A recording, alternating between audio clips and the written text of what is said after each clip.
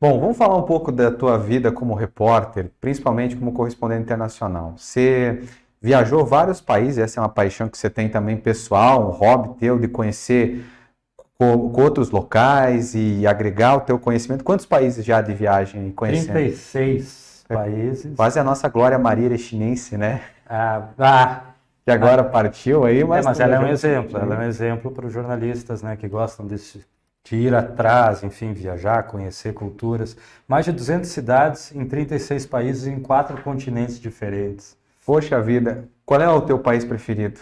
O Brasil ainda. Não, vamos tirar o Brasil. De todos esses, algum ficou marcado na tua lembrança? Tu sempre fala, vou me mudar para lá quando me aposentar. Assim, ó, Leandro, claro, cada país tem sua peculiaridade, cada Certo. cidade tem sua peculiaridade.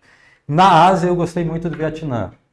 Muita paz, muita tranquilidade.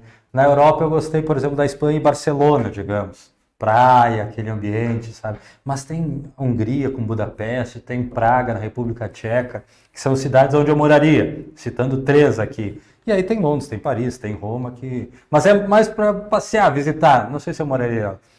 E você tem, para quem não conhece o Saulo, você tem o hobby de tu viajar é bem diferente, né? Você bota uma mochila nas costas e você vai vivendo. Me conta como é que é essa experiência que você optou por viajar desse sistema. Como é que funciona? Não foi, eu não diria que foi uma opção, né?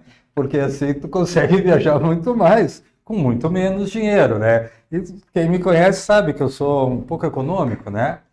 Então foi um estilo de. Começou em 2010. 2009, 2010 eu fui para a Irlanda.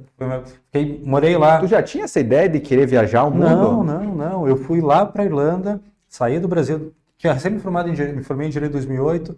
2009, metade de 2009 eu fui para a Europa como jornalista para produzir conteúdos e para estudar inglês. E lá é tudo muito perto. E Dublin é a sede de uma companhia aérea muito barata, sabe? Que é Ryanair. E aí tinha voos por 5 euros para Roma, né? Por 10 euros tu ia para a Alemanha, enfim. E aí eu, cada fim de semana, quando não tinha aula, enfim, eu pegava e ia viajar. E aí eu comecei a ver que era bom demais aquilo. Para aprendizado, para, enfim, conhecer outras culturas, né? Então fui, e aí não consegui mais parar. Embora desde o início da pandemia, em fevereiro de 2020, a pandemia começou em março, digamos, né? Estourou assim aqui no Brasil com mais força. Em fevereiro de 2020 eu estava na Ucrânia, hoje que está sendo detonado, eu estava em Kiev, inclusive fui lá visitar, né, alguns locais históricos, e daí voltei, o Brasil fechou, ficou 2 anos e tanto fechado, e agora eu estou com muita vontade de viajar, mas Já falou aí como esse compromisso dos é, livros. dificilmente, só se for uma coisa rápida, algum bate e volta aqui perto, sabe? Vamos falar agora dessa tua viagem para a Ucrânia, a última viagem que tu fez aí. E como é que depois agora tu vendo pela TV, vendo pela internet, que os lugares que você foi, hoje muitos deles não existem mais. Assim, ó, uma coisa, isso é histórico, a relação Ucrânia-Rússia não foi simples ao longo da história, né? Mas a perspectiva do Vladimir Putin é resgatar todo o império, o grande império russo, da época dos czares e tal. Então ele entende, tem toda aquela disputa política, geopolítica, econômica, enfim, dos Estados Unidos, né? Lembra a Guerra Fria, que moldou muitos lugares do mundo que a gente conhece hoje também foram influenciados por isso. E o Putin quer retomar então o Império Russo, e aí ele considera que a Ucrânia é deles. Porque a própria Rússia nasceu lá na época da Ucrânia, enfim, lá em Kiev, né? Mas não é simples. Assim, ó, os povos não é que não se toleram, mas tem diferenças. Bom, eu sei que tu é um apaixonado pelo Brasil, né? Você já falou o melhor país para você é o teu aqui, que é o Brasil. Mas tirando o Brasil, o povo mais carinhoso que você mais gostou de conversar, de conhecer, tem algum que tu diz assim? É os vietnamitas também?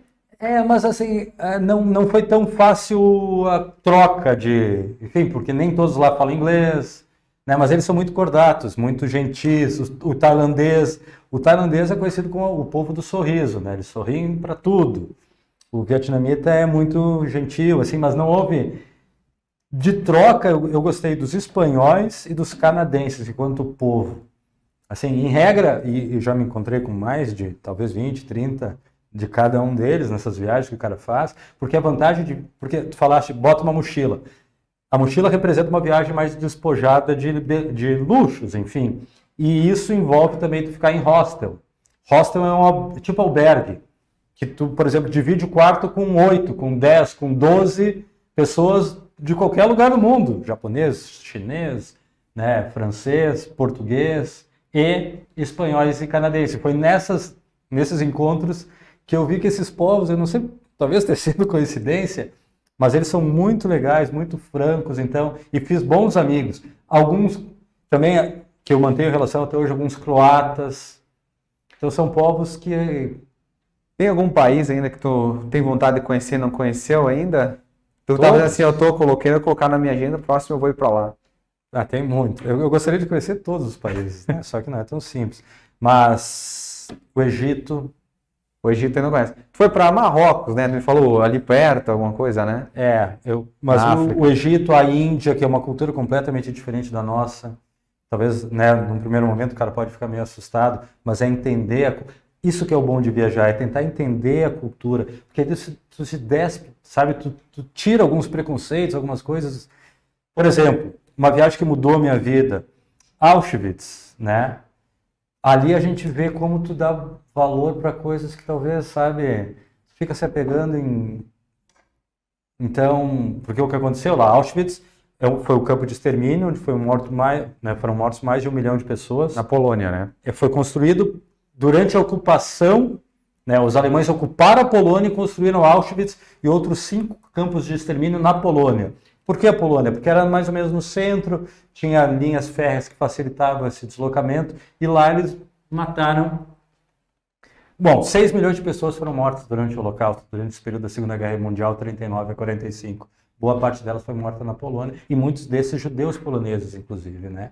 Então, as viagens te mudam por causa disso. Tu conhece povos diferentes, tu estuda o que aconteceu naquele local, e aí tu assimila como bagagem para a tua vida. E aí tu tem a oportunidade de rever alguns valores.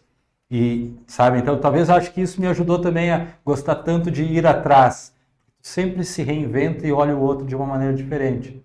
Falou que Auschwitz mudou a tua vida. Quando chegou lá, foi um impacto ver de frente a história que sempre é contada nos livros? Assim, ó, só quem... E eu recomendo, claro, quem gosta, quem quer e quem tem oportunidade, vale a pena. Porque tu consegue identificar, por exemplo, como é a maldade humana, sabe? Até que ponto ela pode chegar. E a partir disso, tu tenta entender o que tu pode fazer, de que forma tu pode contribuir para evitar que coisas assim se repitam. Por exemplo, até hoje eu trabalho como assessor de imprensa do Museu do Holocausto de Curitiba.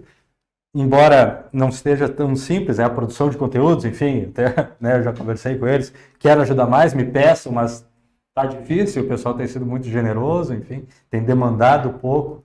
Aliás, a gente está discutindo a possibilidade de constituir um podcast do Museu do Holocausto, então para também, né, ter essa possibilidade de trazer pessoas e trocar ideias. Mas Auschwitz, sem dúvida, o impacto de estar lá, mas também de tentar entender o que tudo aquilo representou, sabe, Leandro?